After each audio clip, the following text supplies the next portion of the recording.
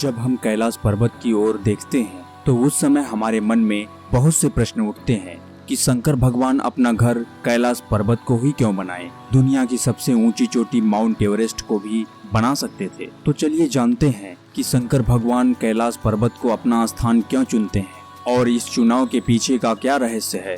शुरू करने के पहले कुछ कैलाश पर्वत के बारे में बेसिक जानकारी रख लेते हैं, जिससे आगे समझने में और सरलता होगी। जैसा कि कैलाश पर्वत तिब्बत में स्थित एक पर्वत श्रेणी है जो कश्मीर से लेकर भूटान तक फैली हुई है और कैलाश पर्वत की एग्जैक्ट लोकेशन लाहाचू और जोगचू के बीच में स्थित है और जिसकी ऊंचाई 6600 मीटर से अधिक है, जो दुनिया के सबसे ऊंचे पर्वत माउंट एवरेस्ट से लगभग 2200 मीटर छोटा है। इसके बावजूद कैलाश पर्वत को आज तक कोई भी फतेह नहीं कर पाया है।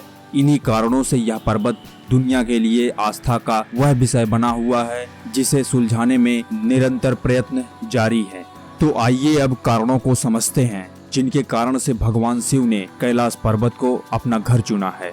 जिसमें पहला कारण यह है कि हो सकता हो भगवान शिव ने पवित्र मानसरोवर झील के पास होने की वजह से कैलाश पर्वत को अपना घर बनाया हो, क्योंकि माउंट एवरेस्ट के आसपास जल की सुविधा नहीं है और तो और माउंट एवरेस्ट पर दो लोगों को एक साथ खड़े होने के लायक जगह भी नहीं है और पवित्र मानसरोवर झील कैलाश पर्वत की आस्था को और रहस्यमय बना देती है। और दूसरा कारण यह है कि हमारे शास्त्रों के अनुसार कैलाश पर्वत पृथ्वी का केंद्र माना जाता है और यह बात हम लोगों को अच्छी तरह से मालूम होनी चाहिए कि कोई भी वस्तु अपने केंद्र से ज्यादा संतुलित होती है और वो जगह की अपेक्षा। इसीलिए हम लोग फिजिक्स में सेंटर ऑफ मास कैलकुलेट करते हैं और रूस के वैज्ञानिकों के अनुसार कैलाश पर्वत मानव निर्मित पिरामिड हो सकता है जिसका निर्माण किसी दैवी शक्ति वाले व्यक्ति ने किया होगा, ऐसा कहना रूस के वैज्ञानिकों का है।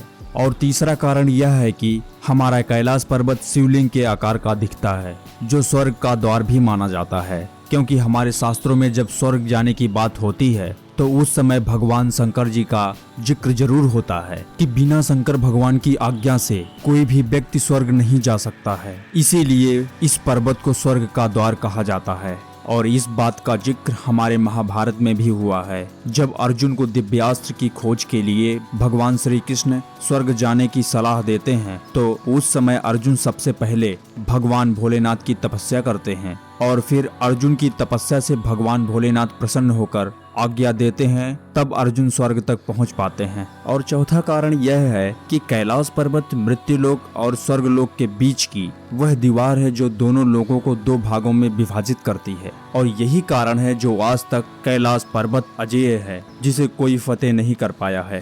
पांचवा और अंतिम कारण यह है कि शंकर भगवान कैलाश पर्वत से दोनों लोकों की देखभाल करते हैं, जो कि कोई मृत्युलोक का व्यक्ति स्वर्गलोक ना जा पाए। इसीलिए कोई व्यक्ति जब कैलाश पर्वत की तरफ बढ़ता है तो उसकी दिल की धड़कनें बढ़ने लगती है और ऐसे ही बहुत से प्रकार की समस्या बढ़ने लगती है, जिससे व्यक्ति घबरा जाता है और वापस चला आता है। और इन सभी कारणों से यही सिद्ध होता है कि भगवान भोलेनाथ अपना स्थान इसीलिए कैलाश पर्वत को चुनते हैं, जहां पर कोई व्यक्ति आसानी से ना जा सके। अब आप लोगों के मन में यह प्रश्न उठ रहा होगा कि भोलेनाथ यह सभी कार्य हिमालय पर्वत से भी कर सकते थे। जी, आपका प्रश्न बिल्कुल सही है, पर क्या पता हो कि कैलाश पर्वत ब्रह्मांड के महाशक्ति का केंद्र हो या फिर कोई रहस्य हो जिसे कोई आसानी से प्राप्त ना कर सके। जैसे कहा जाता है, सफलता की मिठास अच्छी तभी लगती है जब इस सफलता के पीछे कठोर मेहनत होती है। तो आज के लिए बस इतना ही। यदि आप हमारे चैनल पर नए हो तो चैनल को सब्सक्राइब करके बेल आइकन को प्रेस कर दें, जिससे हमारा नोटिफिकेशन आपको मिलते रहे। तो चलिए मिलते हैं किसी नेक्स्ट वीडियो में, तब तक के लिए जय हिंद, जय भारत।